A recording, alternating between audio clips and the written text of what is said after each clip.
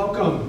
Before we get down to it and hear a little bit more about Regie Gibson, I just want to introduce you to Matt Hurwitz, who is the Dean of Liberal Arts, to say a quick welcome from the administrators and others. Thanks. Thanks, everyone. So I'll be very brief. As Professor Laughlin said, I'm Matt Hurwitz. I'm the Dean of Liberal Arts here. And it's my distinct pleasure to welcome you all because you're in for an amazing treat. You all are smart people who decided to spend some time here this afternoon with our new, well, I don't know how new you are in the world, but our Poet Laureate, first ever Poet Laureate for the state of Massachusetts, Regie Gibson. Yeah. For those who don't know, we have a really thriving visitor writer series that Professor Laughlin runs along with the other creative writing faculty. And for all of you in the room that are students, this is really one of the special things about being a student here at Middlesex Community Colleges. You get to actually hear from, learn from, talk to like world-class poets and artists about their work. That's a really awesome thing. So kudos to all of you for being here. On behalf of President Sisson, the president of Middlesex Community College, and our provost, Matthew Olson, I know they wanted to be here as well. They said their regrets, but they're also very pleased that you joined us today. And from all of us here at Middlesex Community College, welcome. I'm going to bring this back to Professor Laughlin, but thanks for being here and enjoy. Thank you.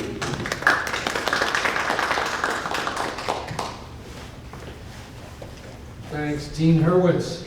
I am Tom Laughlin, coordinator of the Creative Writing Program, and this is jointly sponsored. This Visiting Writer Series is sponsored jointly by Liberal Arts Division and the Office of Student Engagement. I want to shout out some thanks to Maria McDuffie-Clark, Office of Student Engagement, and her staff, Dean of Liberal Arts, Matt Hurwitz, who you just heard from, Jill Keller, the Chair of English, Jeff Kaplan and Christine and others who are helping with some media work, and Beth Noel, Director of Communications and Creative Services, helps get word out on these things.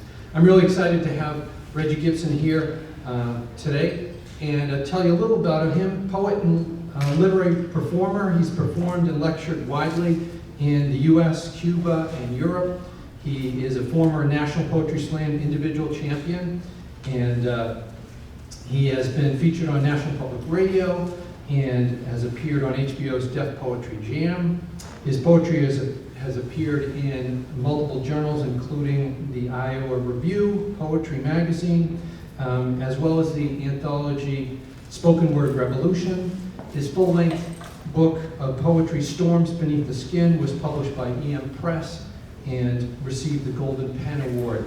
Regie Gibson's poems have been dramatized and scored by classical flautist Janet Mozzarella Mitchell and produced and directed by Eric Rosen for the Steppenwolf Theater Words on Fire Productions. His poetry appears in the movie Love Jones, a 1997 romantic comedy drama that is loosely based on Regie's experience as a poet performing in clubs in Chicago. Film had a world premiere at Sundance, was released by New Line Cinema, and starred some Hollywood actors, Nia Long, Isaiah Washington, Bill Bellamy, and others. His play, The Juke, a Blues Bacchae, in which he intersects ancient Greek tragedy with African-American spiritual and musical culture, premiered in Boston's Calderwood Pavillion in 2023. He has composed texts for and performed with Handel and Haydn Society. They're Crossing the Deep, and has featured with Boston City Singers, the Mystic Chorale, and Lexington Symphony. He's an actor and creator of the Shakespeare Time-Traveling Speakeasy, and a co-artistic director of pedagogy at Arts for Social Cohesion, a social transformation organization using arts and pedagogy to strengthen relationships within and between communities. Regie has been awarded a Mass Cultural Council grant, 2 Live Arts Boston grants, a Brother Thomas Fellowship from the Boston Foundation, and was named Chicago Tribune's Artist of the Year for excellence for his poetry. He has served as a consultant for National Education Association's How Art Works, and the mere distinction of color, a permanent exhibit at James Madison's Montpelier home, focusing on American slavery and the U.S. Constitution.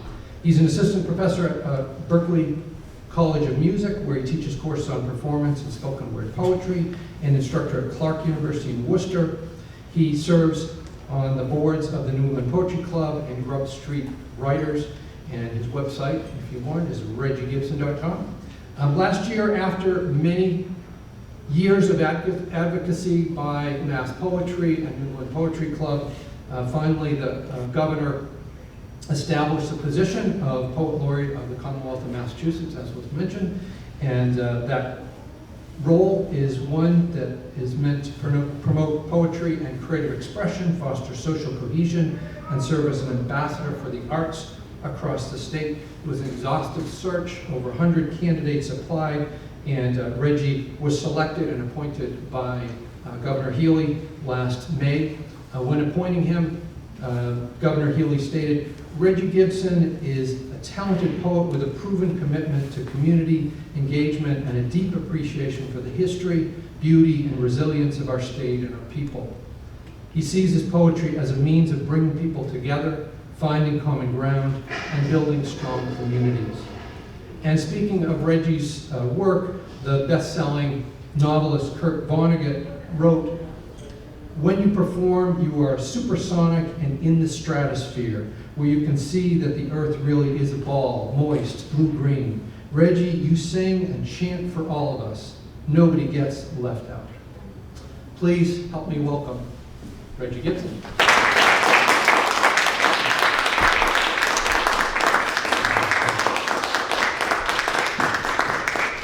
Hello, everyone. Good to be with you, and just good to meet, right?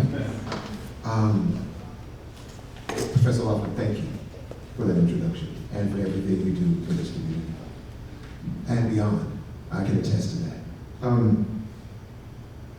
I've been going around this state trying to get rid of the word state, to bring us back to the idea of being a commonwealth.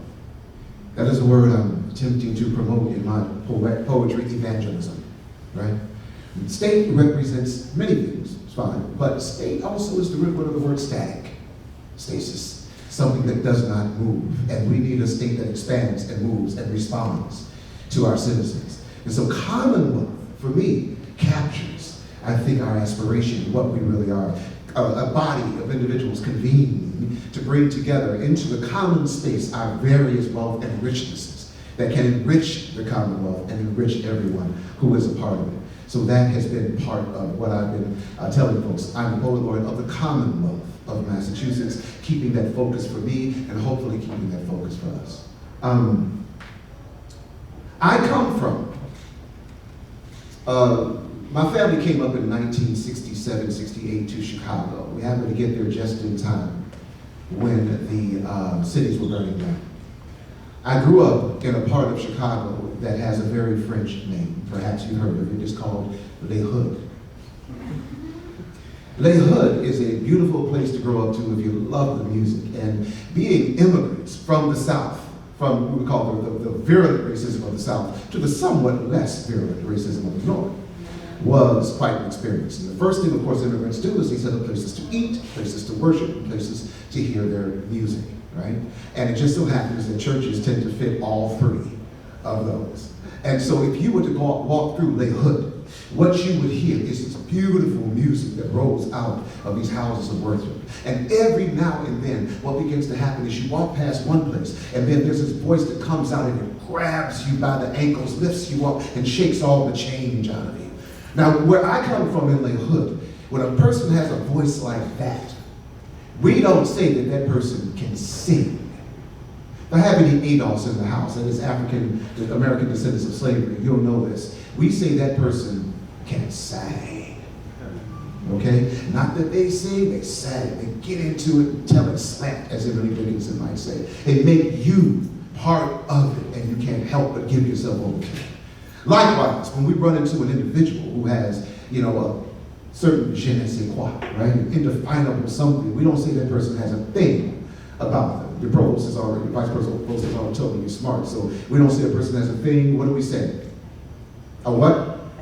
A thing about them. Something you can't quite put your finger on, but you know that it's there. There's a thing, right? Even though I am a secular humanist and my mother calls me a DNA, which is a damn near atheist, there is this feeling of more than myself, especially when I get with other people, right? It's indescribable. I cannot tell you what it is, but I have to write my way through it.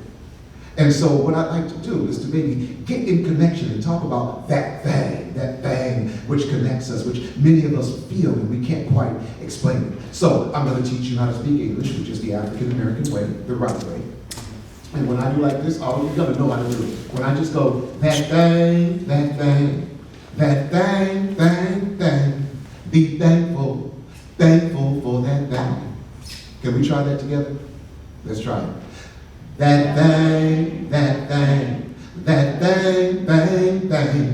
be thankful for that thing. Lift that voice a bit, and I'm going to tell you, I come from blues culture. You know what that means? That means we don't care if you don't have a traditionally beautiful voice. If your voice is not traditionally beautiful, we accept it and trust it more. That's what blues is about, okay? So if you're singing, I lost you, baby, and I don't know where you are. No, you didn't. We don't trust that. Not at all. You're too smooth. What we love is, I lost you, baby. We're like, hell yeah, you did. Right? And so if your voice is off pitch, that's the beautiful part of blues, right? It's about where you are that day, given what your voice is as an offering to whatever ear is willing to take it. So let's try it again, that thing. That thing, be thankful for that thing. All right, cool. Now each one of us who's felt it, we know it's the sweetest feeling felt. That gentle touch of something that makes all defenses melt. It evades each attempt at language, yet it speaks through everyone. And at times when we are silent, you can almost hear it hum. It's the reason why we fall in love. It's why particles come in pairs. It's the yin and the yang of molecules. It's why E equals MC squared. It's the reason we need poetry, because some phenomena can't be named. And I don't care at all what you call it, y'all. Let's just be thankful for that thing. That thing. Be thankful for that thing. Now, I'm not telling nobody here nothing nobody don't already know. And that is, everything is connected, from the macro to the micro. Don't believe your deceiving eyes. Look deep inside, you'll know it's true, that there's a universal union between the universe and who? You. Now some find it in their religions and some in their buried books of old. Some through the arts and the sciences through a micro or a telescope. But it's the mother of all mysteries, from DNA to the Big Bang. And I don't give one whit what you want to call it. Let's just be thankful for that thing. That thing. Be thankful for that thing. One more time. We're talking that thing. Be thankful for that thing. We're talking prime causation, quantum fluctuation, cosmic inflation, particle creation, protons and neutrons colliding in deuterium, then into hydrogen, and then into helium, and then comes the light out of a plasmic darkness, and then comes the time that the stars begin their sparking in nucleosynthesis. First stars exploding, then another generation of stars begin their genesis. Dust balls forming, planets borning, Earth is then birthed, and then life begins dawning. Prokaryote, cyanobacteria to eukaryote, then multicellular life begins to settle in. Fish to amphibian, reptilian, mammalian, primate, great ape, homo sapiens. The last hominid standing, human hominid standing, on a planet that demanded we somehow advance ourselves beyond strictly the creation of hand actions, to move our species up out the muck and the mire, to drag us screaming a little bit higher. And this all always begins around the fire. This theme that attracted us to story. We watched each other's faces in the flickering flame of the moonlight. Heard these animals outside, some of whom wanted to make us a meal. And we clung to each other there in the darkness. We survived ice ages and genetic bottlenecks and all kinds of crazy stuff that threatened to take this primate off the planet. And yet we pushed back. Now think back to that great savannah when the first of us, who probably was the smartest of us ever, this woman who went out on the great savannah, as Lucille Clifton tells us, and looked up at the stars and knew instinctively that there was something in her that was also a part of that. She didn't know how to work it out, but she knew her children would figure that out maybe one day. And she brings this thing back to us, her tribe. She tells us these things, and she creates inside of us this sort of feeling that eventually we began to work out in language, this Anglo-Saxon interrogative gruntable. That word is what? Which is a very important word. A word that comes from the impulse to know, to understand, to keep pushing the boundaries of human knowledge outward and inward. It's because of that word what and all of its cousins and siblings that we have places like this, right? Places where we can come and figure out what does it mean to be human?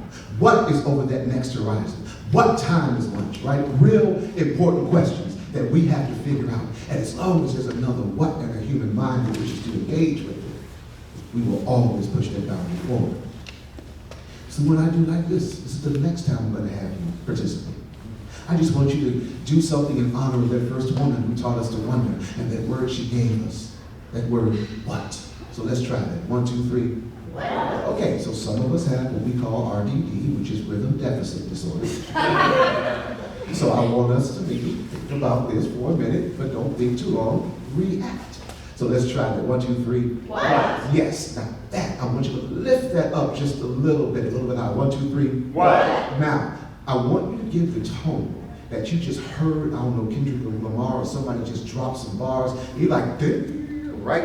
And you look at your homie and you're like, give me that on that one. 1, 2, 3. What? Yes, now keep that. Now I'm going to give you a tone to compare it to. The tone I'm going to give you to compare it to is that tone that popped up in your head when you were young and you realized that most adults, including your parents, were hypocrites. Yeah, you know what I'm talking about, okay? So let's try that. 1, 2, 3. Exactly. Not that. Now I know that tone because I hear it from my children. Okay? Because I have 4 kids and each one of them has caught me doing something I told them not to do, saying things I told them not to say. I'm like, you're right. There's a space between what I know should be and my ability to be able to achieve it. You're correct. It's always going to be that way. Forgive me. But these are also the things of poetry. Where we wish to be, our inability to achieve it, what does it mean to get from here to there, to right our ways toward better. And so this is about us wrestling with ourselves, fighting with ourselves, and dragging us again, kicking and screaming toward the better angels of our nature. So you got that hypocritical tone? Let's go back to that one of awe. You ready? 1, 2, 3. Nah, that's still the hypocritical question tone. We want what? Right? 1, 2, 3. What? So let's take it back to the dawn of time. Before technology tamed the mind. I'm just going to let you know that what I'm going to give you right now is a lecture that I tend to want to give my students on ethnomusicology and social linguistics. But when I do that, I tend to find that their eyes begin to paint the ceiling when I do that. So I said, if I put it in 4/4 time, they might listen. So let's try. Let's take it back to the dawn of time. Before technology tamed our minds, when a man took his hands and began to clap. And that was the beginning of the boom, boom, bap. Let's take it back to the dawn of time. Before technology tamed the mind, when a woman started humming to an animal's call. And that was the beginning of the yes, yes, y'all. A yes, yes, y'all. What? Yes, yes, what? What? A yes, yes, y'all. What? It's like that, it's like that, it's like that, y'all. What? It's like that, y'all. What? It's like that, y'all. What? For realsies. It kind of is. So, once again, here we are again, needing to feel what it means to be human. To feel the systolic and the diastolic of the human heart getting rolled into poetry and whatever comes out of the human soul, we know the body has intelligence. The intellect cannot dismiss a consequence of biocultural experience. But let's take a quick trip and get a sense of what it means for all of us here to have become human beings.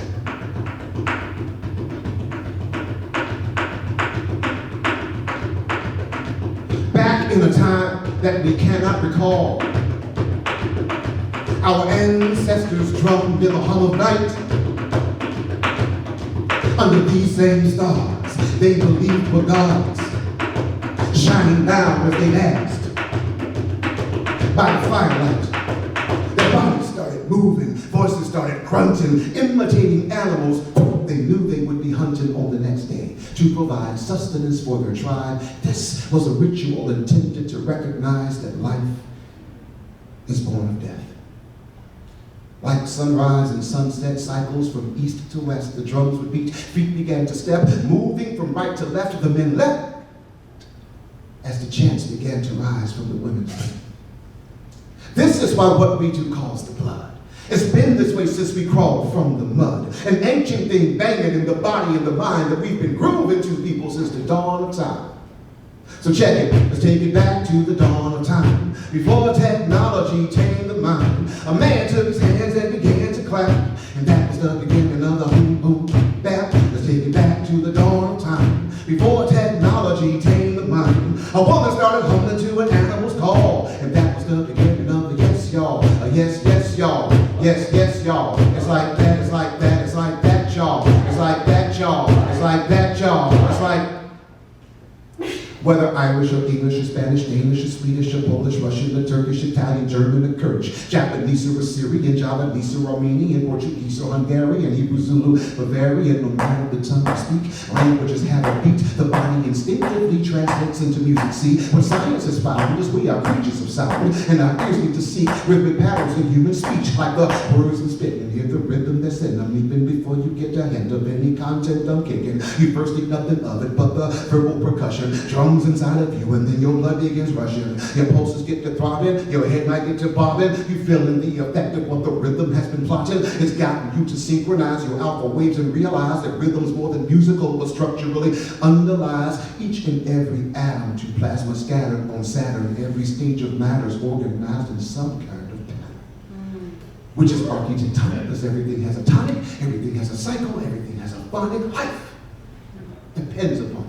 We're all evolved to want it. This thing that remains, refrains, comes back, is chronic. This thing that haunts us all like a ghost in the mind. We've been dancing with y'all, dancing with y'all, dancing with y'all since the dawn of time. So, let's take it back to the dawn of time. Before technology tamed the mind, a man took his hands and began to clap, and that was the beginning of the boom, boom, bap. Let's take it back to the dawn of time. Before technology tamed the mind, a woman started humming to an animal's call, and that was the beginning of the yes, y'all, a yes, yes, y'all, a yes, yes, y'all. It's like that, da diggity that, da diggity that, y'all. It's like that, y'all. It's like that, y'all. It's like that, y'all. It's like that, y'all. It's like that, y'all. It's like a diggity that, y'all. It's like that, y'all. It's like that, y'all. It's like that, y'all. It's like that, y'all. It's like that, y'all. It's like that, y'all. It's like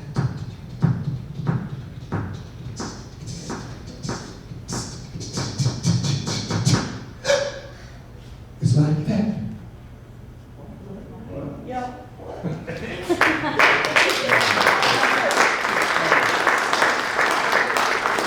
Now, how did y'all know when to get quiet? We didn't go to get quiet school together, right? It's because of this human bond we got. We realize that communication is not strictly about the words, but how the words are said, what the body is doing, what the facial expression is doing. These are all asking us, right, to be part of what the communication is, not to just be passive in the communication. And so you responded to what I called. This is the kind of thing that's gonna save us. The reaching out when someone else is in need, the understanding of what we might be able to give that person to move them toward another place of completeness. You have to forgive me. every now and then I preach. It'll be a secular sermon, I assure you. That March day in Massachusetts, when the second-rate poet from Chicago went shopping for clothing, he never thought he'd buy that black shirt. The one embroidered with that crazy Eastern motif, the one he knew was not his style, the one he knew he would only wear once, the one he did in fact only wear once, yes, the thing only worn once, hanging up in the closet next to the other thing only worn once, hanging up in the closet. His main thought was, I wonder how this will look on stage this evening.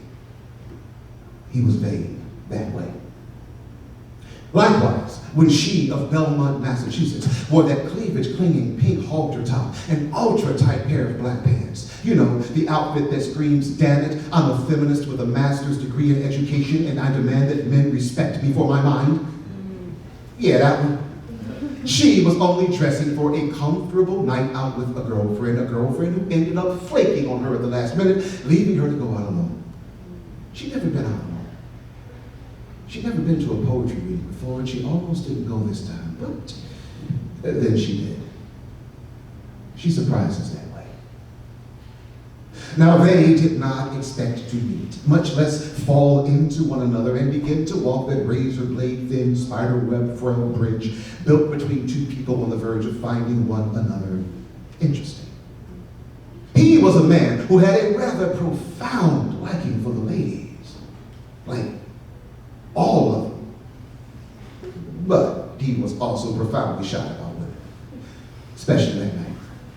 She, being from Massachusetts and thus a member of the Frozen Chosen, was not used to starting conversations with men she did not know, especially second-rate poets from Chicago, but she was a bit more forward than usual, especially that night. And those stories do not exactly corroborate, some of this may be apocryphal, but it is generally agreed that at some point they ended up at IHOP. And over a couple of cups of coffee and a shared rooty tooty, fresh and fruity, he thought, maybe. And she thought, maybe. As for you, well, you were not yet you. That is to say, you were you, potentially, but you were not yet this ever-parasitic tsunami of new discovery fueled by laughter and lactation, leaving broken drinking glasses and ruined CDs in your wake. No, you were somewhere, not quite there, a faint forming question mark, forming at the end of an egg named future. Then they loved, and it was good. So they loved again. And during the August of one of those agains, the part of you that had been singing sweetly and softly and alone inside of her began to sense the part of you singing sweetly and softly and alone inside of him, which began to sense the part of you singing sweetly and softly and alone inside of her. And those two sweet, soft, alone songs began to reach and find each other. And when they did, they began to grow and swell and sing into one song. And after the growing and the swelling and the singing were done, you were lifted from inside the soft dark of her, lifted into light, into scream, into breath. After that, he took you into a room where no one could see the two of you, held you in his arms, looked upwards at the fluorescent lights, imagined them to be some ocean of greater light stretched endlessly above a land that smelled of salt water and village song. And this must have happened in the lands from which your ancestors came. He brought you close and trembling to his chest, told you what your name would be, thanked his now dead father for your safe passage, then asked for strength and guidance from whatever poet's hand authored all this.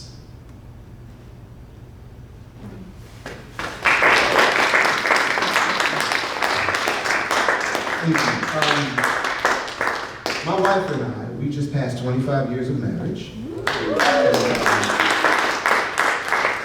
Yeah, it's been a good ride. And we woke up on our 25th wedding anniversary and it was like 25 more? We good with that? She's like, yeah, I'm good with that. And so there were times where we, of course we had to learn each other as a new couple. And let me make sure I got the right one here. If not, I will have to look for it.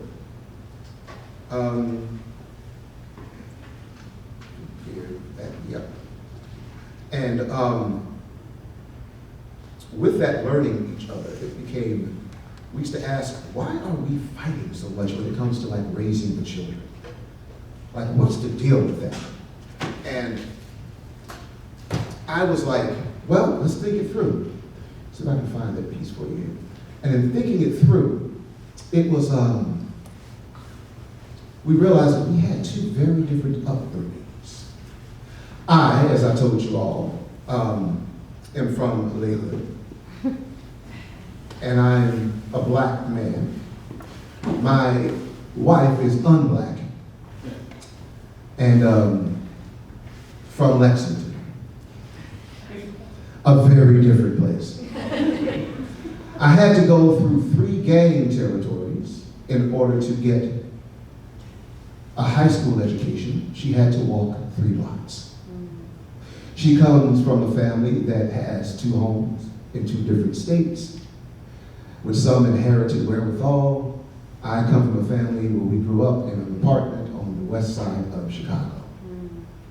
What it took for me to become educated was very different than what it took for her to become educated. Her conversations growing up was, so where do you think you're gonna go to school and what are you gonna study? The conversations was, do you think mine, or do you think you're gonna make it out of high school?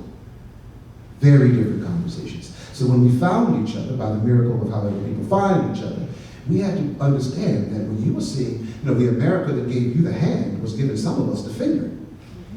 And we have to figure out how to live in that.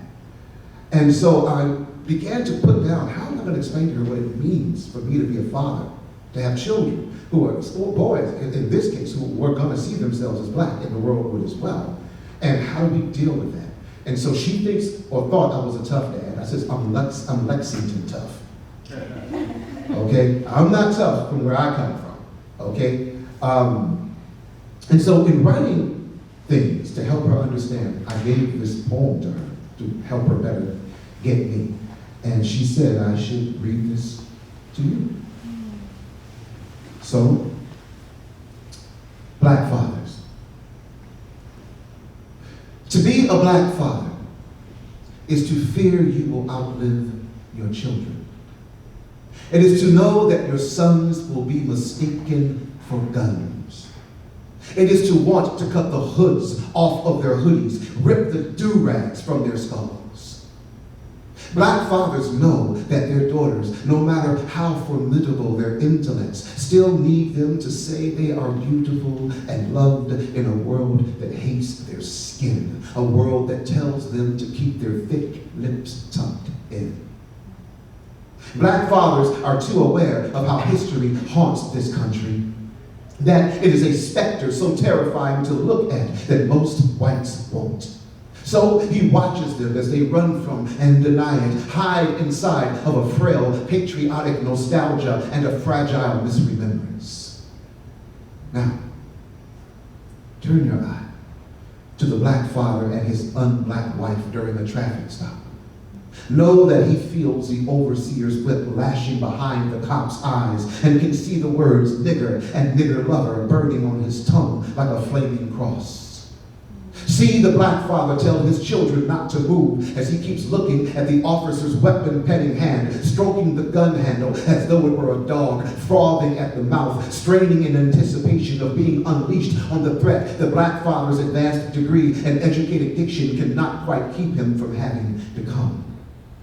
Listen to how carefully the black father announces his intentions, how measured his voice as he over-enunciates every action that will cause his hands to leave the steering wheel. Now, that's what you see. Look at how his white and Asian friends' eyes dart nervously at each other when he tells them about this over rye Manhattan cocktails and well-crafted IPAs. know that it is times like this. The black father seeks the solace of black music, needs to crawl inside some sound that both understands and accepts his tears like a grandmother's all-knowing bosom.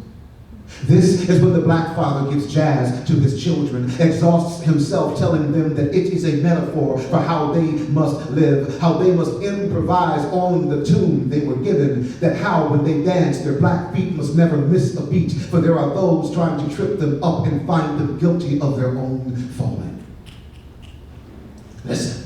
Listen as the black father guides his children through the alto ache of the gospel singer's voice, stitches for them the story of how it was birthed from Middle Passage and slave ship, manacle and rape, auction block and Jesus. Hear how his voice cracks as he tells them how he hates that he still loves and treasures that broken beatitude, even though it bends toward a heaven he no longer prays to, and praises a God of chains he now devoutly doubts. Black fathers, watch out for which well-meaning middle-class white feminist values will get in the way of raising black sons. Watch out for which ones say to them that they are what's wrong with this world because everything's wrong inside their woolly heads, while all the while black fathers watch as white mothers raise white sons that grind black bones to make white bread. Black fathers are always anxious about being wrongly incarcerated, absent, dead. To be a black father is to live like two bruised fists, to have it taken as a given that you do not exist. It is to be looked over and looked over. It is to never worry over being overestimated or of getting too much rest at all. Because, well, you learn to sleep with one eye open when history has your back against the wall.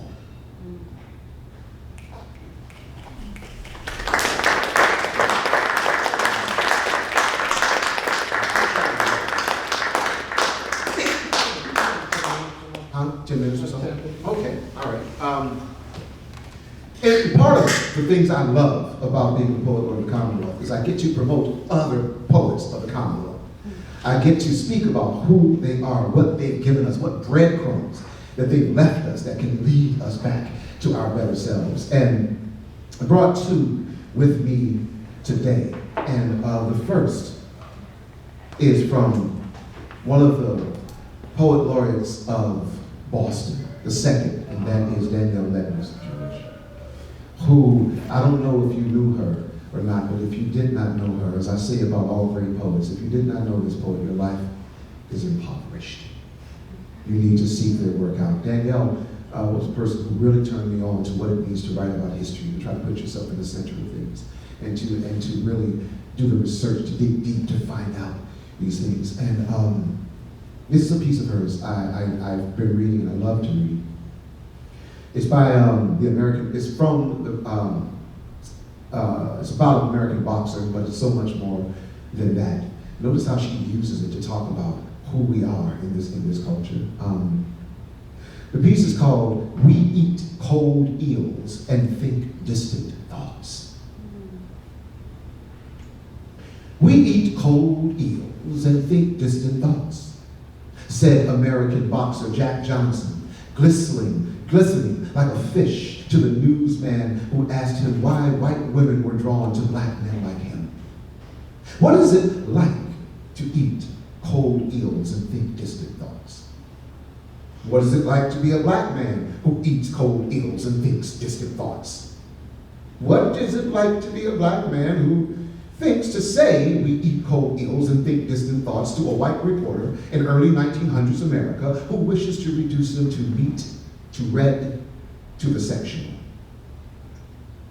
Once in the Chicago Aquarium, a long time ago, I met an eel. I was told by the label on this large tank weighed 53 pounds and was 100 years old. It looked at me with such a fierce intelligence through the glass and silty water of its address. Its gray, bald head, almost human, its two lidless eyes, its small nose holes, and instead of a body, below its head no body, but a tail of fluid form, one great muscle behind ears that were not ears, but also holes. Its whole body beating a slow, chilled rhythm that kept it afloat. And a cool terror shot through me as it watched me watch it, as it followed me through the liquid wall that split our worlds and separated our species. Wonderful turn in that, from what it is that we wrestle with in the United States, and how she takes this moment, right, and says there's something analogous here, this thin wall between us that we don't seem to know how to break it, how we see each other as such differences, and it's an eerie piece, and the way she does it is renders it is so simple, but not simplistic. It's complex, but it's not complicated.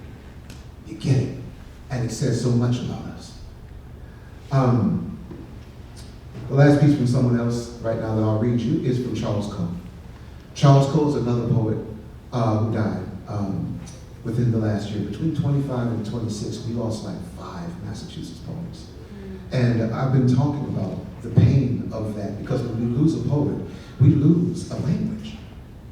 We lose a way of seeing the world, a way of understanding the world, a way of moving through the world, a way of connecting dots we never would have connected before. And we lose that when we lose a poet. Which is why we need to go and visit them in their words, see what it was that they wrote, what they left for us. Again, what breadcrumbs they left for us. Charles Coe, he grew up as a Catholic. And so I want you to understand what this poem is saying, to place it within that context. This piece is called, But Dialing Jesus.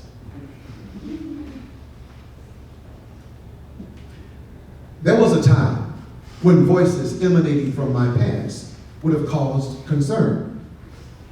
But now I simply shrug and pull my phone out to hear a recording. You have reached the Son of God. I am currently speaking to another supplicant, but please hold. Your salvation is important to me. This was followed by music.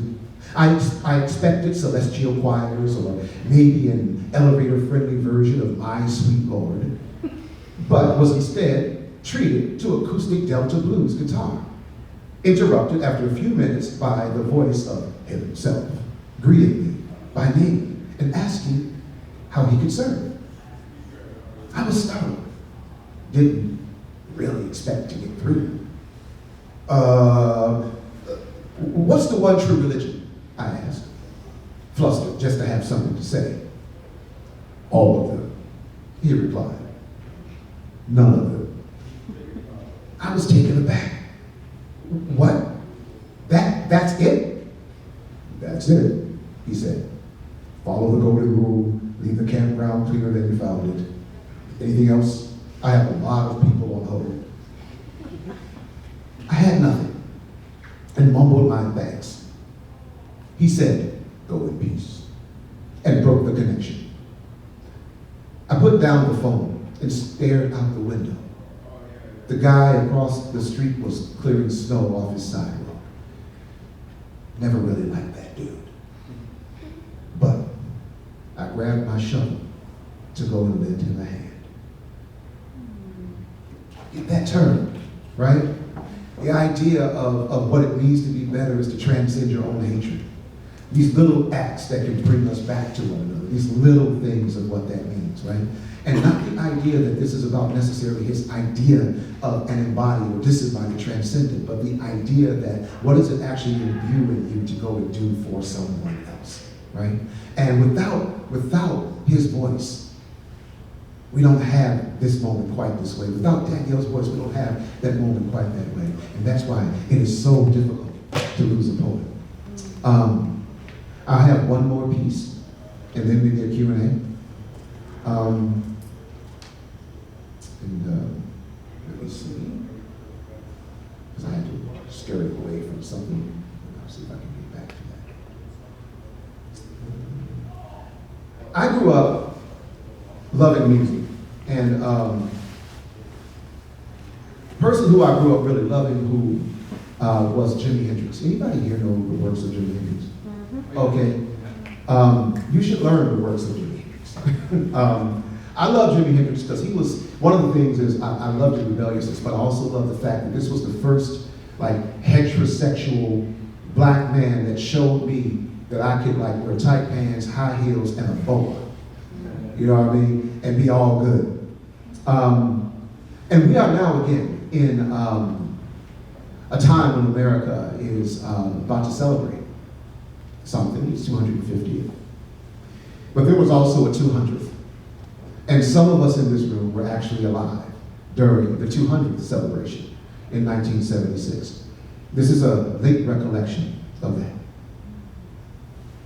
It was the summer of '76. I was 9 years old and America was drunk kissing itself in a year-long celebration of its 200th birthday. My family and I lived on Chicago's west side, many sections of which were still in ruins from the riots of 1968. I sat down in front of the tube with a bowl of something with too much sugar and too little nutrition and began thumbing through TV Guide magazine. Anybody here remember TV Guide magazine? Very few of us, right? But it was kind of cool, actually. You used to go get it, it was like this thick, and it gave you everything that was happening on TV, and then it expanded with what was happening on cable. It was really kind of cool. As I looked through the program schedules, I saw highlights of the 1968 concert at Woodstock was about to play on the local PBS station. I'd heard of Woodstock, but it was something I didn't know much about, so I decided to check it out. I turned on the TV, and the first act I see is The Who playing My Generation. I remember thinking, man, these Brits can play. But even then, at not quite 10, I could tell, them white boys is high as hell. Next came this cat, Regie Gibson, who I'd also never heard of, but would open for and perform with years later at Club Passim in Cambridge. The brother was a big brown bear, gravelly voicing a tune titled Freedom to the melody of Motherless Child. It was fierce and piercingly raucous, his hand-like hands strumming, pummeling an acoustic guitar so hard I was surprised the strings didn't snap. Then came a clip of Hendrix. He was a thin fretboard of a man, wearing a red sweat-soaked headband wrapped so tightly around his afroed head it looked like one of the mushrooms I know he had to be tripping on. He was rocking this sky blue Native American style jacket with tassels hanging from the back and sleeves like Spanish moss. He looked down at his guitar, hit the strings, and unleashed an opening salvo of devil dream distortion, feedback, and electric squeals. Yo, that was no guitar, that was no Fender Strat. In Hendrix's hands, it was a wrangled, strangled white witch putting a 6-string hex on a crowd of acid-taking, weed-whacked hippies. And Hendrix was a voodoo priest demanding all demons come up and dance in the rain. Then, he launched into the first notes of the Star-Spangled Banner. And I was like a 1970s version of WTF. I had never heard anything like this. Being the son of a cop father, something about what Hendrix was doing felt disrespectful. Being the son of a Jehovah's Witness mama, something about it felt sacrilegious. But being me and the age I was, there was something about the fact that my parents would hate it that made me really like it. I mean, to take the American anthem and twist it in and out of recognizability seemed almost like treason. I couldn't help but watch and listen. So how to say this? I fell in love. Later, I began digging what Hendrix, an Army veteran, was really saying when he was playing that song, the American anthem, that way. He was saying there is both a beauty and a beastliness in this country. That fighting for freedom and justice for all often means being angry and loving. It means wrestling with both ignorance and ideal. That sometimes, as a country, we need to learn to accept what we think of as distorted and learn how to catch the distortions in what it is that we have accepted. And that sometimes, like now, when things get ugly and discordant, America must practice making a music out of our tangled, mangled, manic madness. Thank you.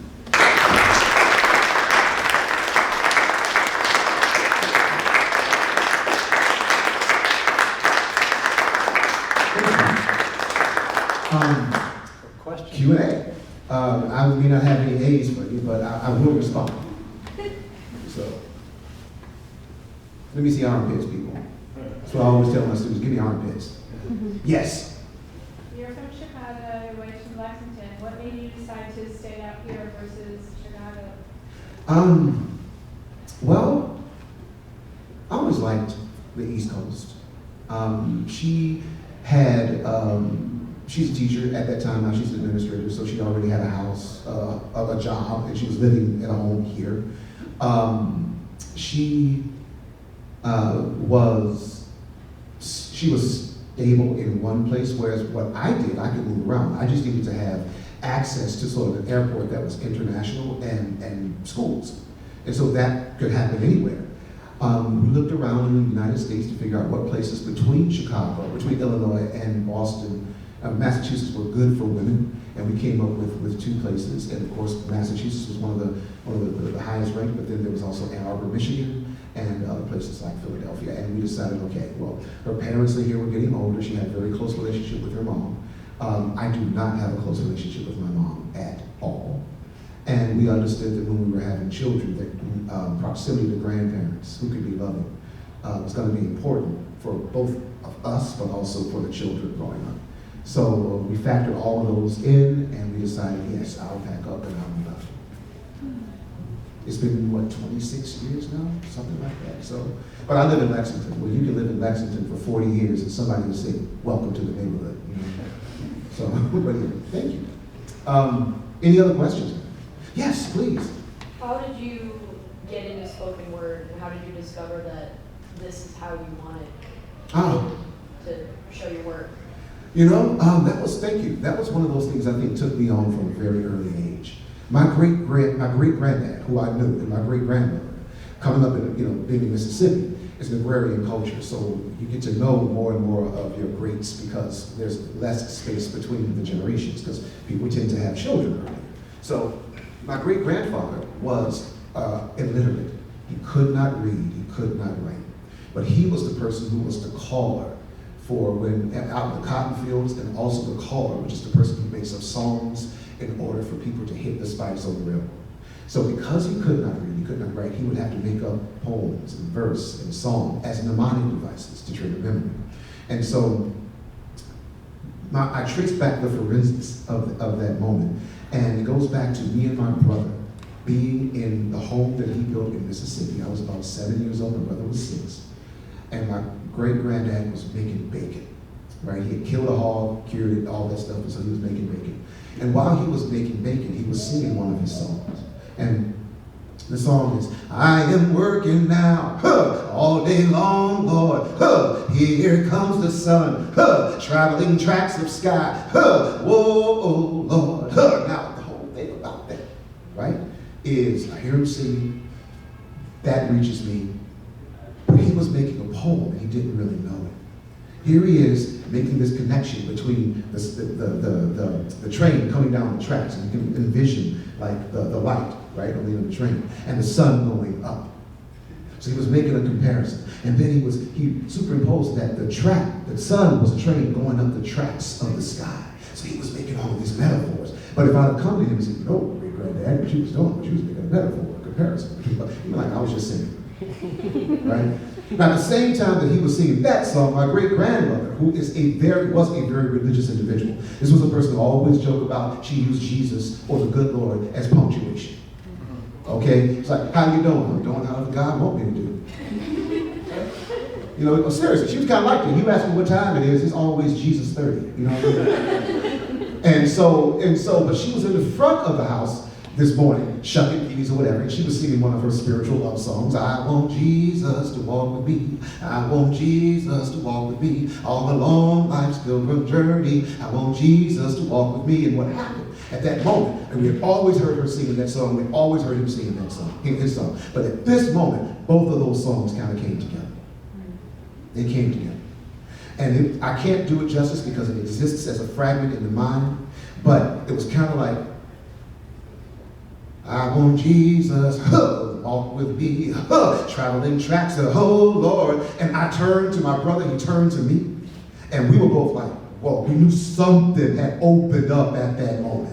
And I think that's the moment when I'm like, this is what I want to do. I want to journey back to whatever that space was, whatever that thing was of poem and poetry and text and music and humanity, and I loved it. Me and my brother talked about that, and my brother goes, you know, what I remember is bacon. That bacon. I was like, dude, you know, the cosmos opened up for a brother, man. He was like, yeah, that was like some cosmic bacon, right? You know? Now he was right, that was some damn good bacon, okay? And we joked about that, and I say, you know what? Maybe that's why I'm a better poet, you're a better cook. Maybe we took what we needed from that moment. And that's what I ran with, is what I received from that moment, and have been trying to create that space ever since. Sorry for the long answer, but it was the truth. Thank you. You're very welcome, thank you. Anyone else, please? I'm here as long as y'all want me, so. I do have something to do at 4 o'clock, yes. What's your favorite Jimi Hendrix song? Oh man, it depends on when you catch me. You know, have you heard his blues album? Probably not. Yeah, Jimi Hendrix has a blues album, and there's a song on there that he is it's a takeoff from another guitar player. I think it's Albert Collins, and it's called "Born Under a Bad Sign," right? And Jimmy just rips into it.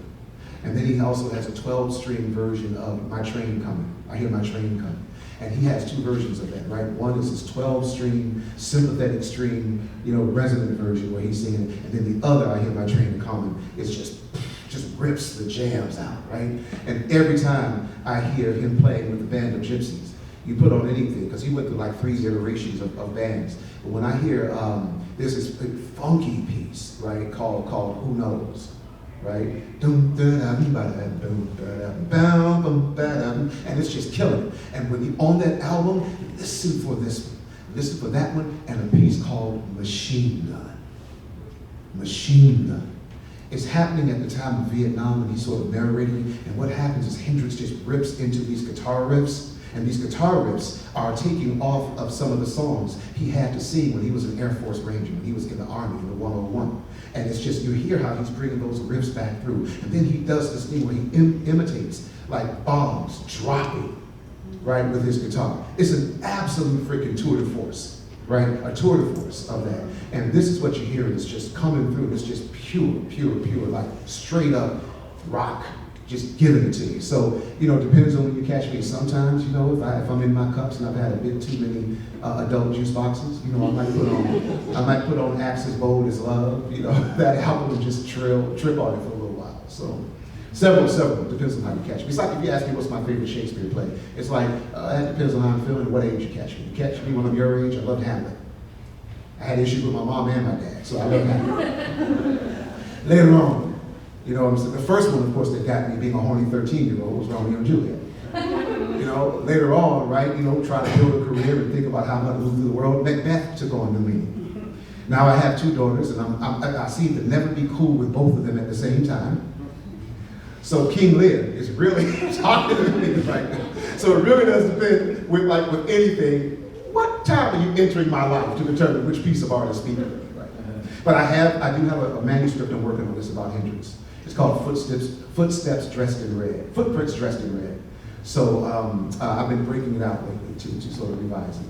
So thank you for the question. I don't know how much time, but I'm willing to do it. Whoever, please. How about this side of the room? Yes. So you were sort of talking about like the idea of that thing that connects us all. Sure. And then the iteration of your parents having kind of this natural round that they create. And that inspired, I'm sorry, my parents having, what was that? Like almost creating a round with their own different songs together. Oh, my great-grandparents, yes, Great-grandparents, yes, sorry. yes. Mhm. And then I was wondering, like, is that a theme that you try to think about in your writing throughout, and then also like in your daily life? Oh, just a minute, the theme, what is the theme? You said Of, it's like thinking about that thing. Oh, that thing, Between yeah. others and what connects us Sure. in life and through ancestry and the cosmos, how that may be. But like, I guess my question is like, throughout your daily life as well, like, what are those moments looking like for you, even when it's not poetry? And do you find yourself, it becomes too self-referential, or are you able to focus on the other person? Okay, so the first part would be about something other than poetry. How am I contemplating and moving through? Yes, music, of course, is always there, and visual arts. I didn't really realize the importance of visual arts until a poet who's no longer with us, his name is Stanley Kunitz, and he was very, very influential in getting the Providence Fine Arts Work Center established. And as his eyesight began failing, he began to befriend more and more and more visual artists. And because he was saying, because he could not see physically, he had to try to see more in his mind. And he was learning a new language to navigate what it means to engage with art. And so he kept going back to, I forget, was it Monet who kept painting Chartres over and over and over and over again until basically he just got to the essence of what that is. And so that to me has been taking on new meaning as I've become a man of a certain age who's had to accept that I've got fewer years in front of me than I have behind. So taking in more and more art has been that. Also, I've been doing a lot of listening to other people's poetry and not getting up in places to really read. It really feeds me to hear what everybody else is doing. As far as externally, so much of my work has been focused externally. That's what I think you mean by the self-referential. I think I mean like in a moment, just a social interaction with people, but having that idea for it. The idea of that thing. Yeah. That there is something about, what poetry teaches us is that there's always something more than what you're able to apprehend with your senses alone, right? There's something, everybody here, there's multiple ways to look at you, right? I think about the South African greeting, Sawubona. Have you guys ever heard that word? Sawubona.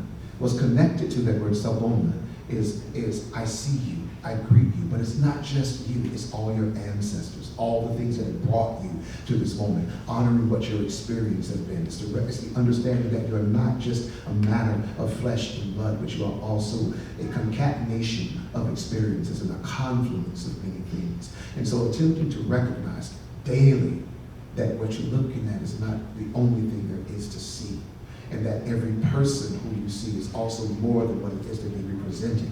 It really does help me, right? Maintaining a sense of secular spirituality. Part of also of my journey around the state is I have been exhorting poets to think about yourselves as purveyors of that thing, right? Opening up space. One of my favorite lines, the one that I always push out is, we have to see ourselves as secular priests going into places to open up spaces for sacred citizenship, right? And what does that mean? And the idea too that when we gather, when we get together, because there is a concerted effort to keep everybody in this room from meeting everybody in this room, to keep us separated from one another, to keep us severed from one another. And when we do decide to gather with one another, it is a small act of resistance.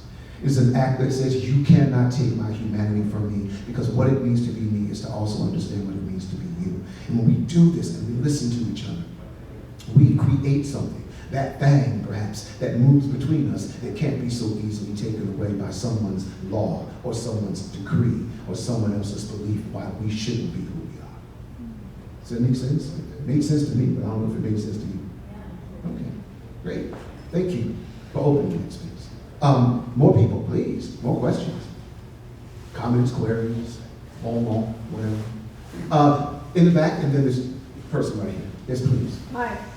Hey. I've written some poems over my lifetime and some children's books. Sweet. I've never published anything yet, but I especially with the poetry, I find that things make me write the poem, and it just comes to me, and it's not like I'm going to sit down and write a poem. Sure. It's just something like, for example, I had when that little Titan, that little thing that killed people, drowned. I wrote a poem about that. I wrote a poem about 9/11. A lot of them are just things like, I had a aunt that had Alzheimer's, and I wrote about a poem about her in the garden, like, because she loved flowers and speaking to the flowers and things like that. But they just, I just wonder, like, is there something that inspires you to do them, or how does the poetry come about? I almost feel like somebody tells me what to write. I am so happy that you're inspired because that happens to very few people. I myself have learned not to trust inspiration for myself. I have to sort of, the muse has never been kind to me. The muse has always been the type of woman who, you know, she might kiss you on the cheek, but she ain't gonna commit.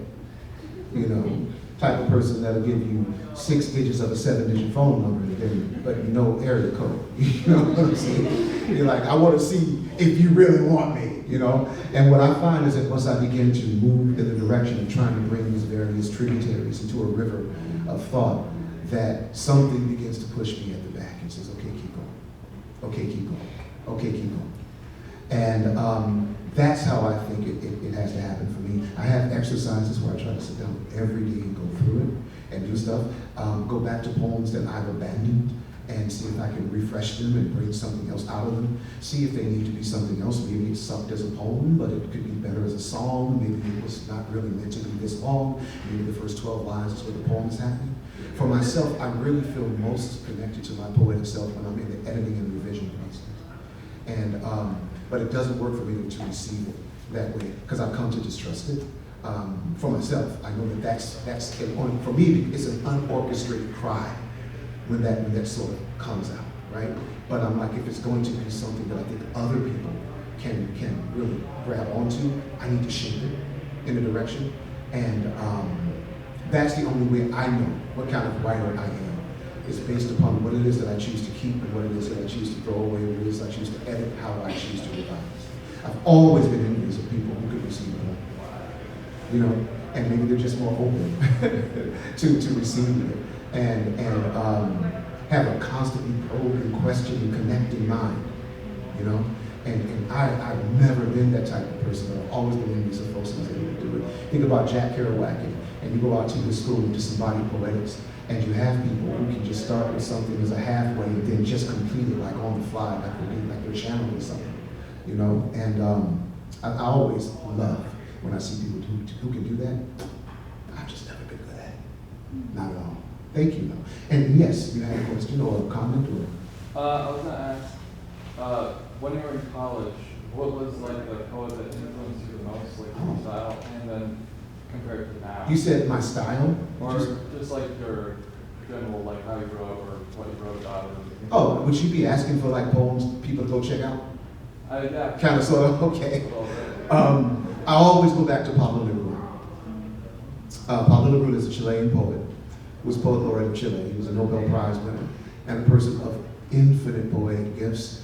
And he wrote so many books. He wrote on the subjects of love, he wrote on the subjects of politics. He wrote a whole book called Inaugural, which is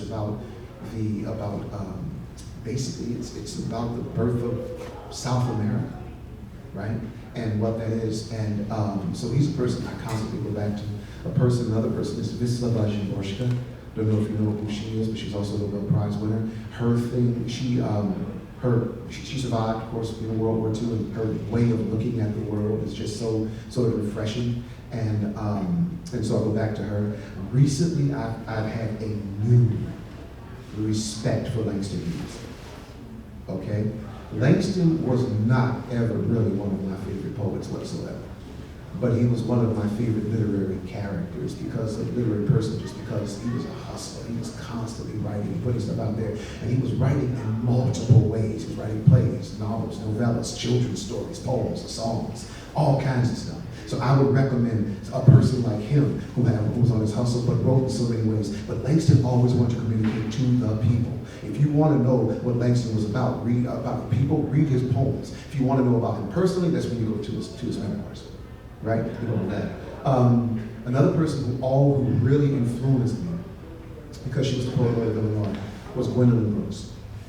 Gwendolyn Brooks was the first African American to win the Pulitzer Prize for Poetry.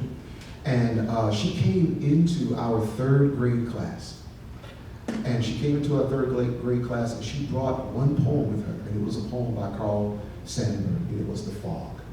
Very short poem. The fog comes on little cat feet, sits overlooking harbor and city on the side of Ponches, and then moves on. And she proceeded to bring us through tone and how this little piece could create this sort of space. So Gwendolyn Brooks was a person that I often went back to. I've been rereading a lot of the New England poets. Robert Frost, right now, has been a person who's caught my mind. Going back to read Anne Bradstreet, who I had never really engaged with before, but the first poet, one of the first published poets who we have here in the colonies, and the way she saw things, the way she brought together her spirituality, and how she was almost Buddhist-like in how she handled tragedy, right? So I would say various and sundry individuals who you want to look at, because you want your style, quote unquote, influenced. Trust me, you want your style influenced. You're going to be influenced anyway, because you are probably the most pimped to generation in America, all right? You can't even look at something without something else in the corner waving at you to try to get you to buy it. You can't even go to like Stop and Shop and get your food without somebody having a magazine telling you you're too fat and all of this stuff, and trying to sell you chocolate, trying to sell you all this other stuff to take your mind off of what it means to just think about that. So I'm like, give your mind to other people, to other poets, right? And let those things influence them. There's a lot of great modern poets as well. You know, Inez Smith, Nicole Therese, a lot of wonders, Francine Choi, who has wonderful work, Ocean Vuong, right? Those are folks who I would recommend start reading those folks. Get all of that beautiful, wonderful poetry. And then there's Steph Burt. Steph Burt, I would say, is a really good critic and reviewer of poems. And so I would, and has a really good book on the sonnet, right? And what it means and all of that. So I would recommend any and all of those folks. And if you want more, if you're a student here and you want to get to your professor and have them email me more that you want a list of something, I can provide that. Thank you. How much time do we have? One more question? Sure. Yes. To add to what they said, what about, you seem very influenced by music.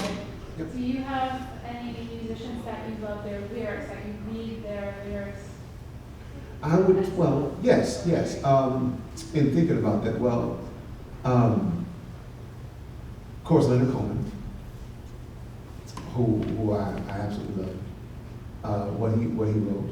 Go back to some of the musicians and the lyric writers of the Tin Pan Alley, which is way back in American history, and they had Hoagy Carmichael and some of the others who produced a lot of work earlier on in America. Rhythmically, trying to think about when you asked specifically about musicians. I would say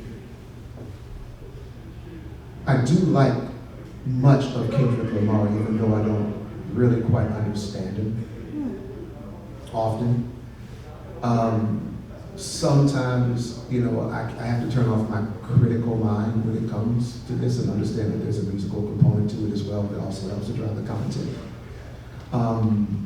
There are some of the finest lyricists that I've come across are in the country music world. I go back and read some of the stuff of Johnny Cash, who I happen to think is probably one of the finest songwriters this country's probably ever produced, lyrically. Some of the stuff that he's written is sort of spot on. He has a piece called One Piece at a Time, which is about putting together a car, one piece at a time. He works in a Cadillac factory, and it's a really little sort of cool piece, especially when you hear him do it. So there are a few. There are a few who I would say, and if we had more time, we could talk through others as well. Thank you. Well, thank you all for being a part of this. I appreciate it.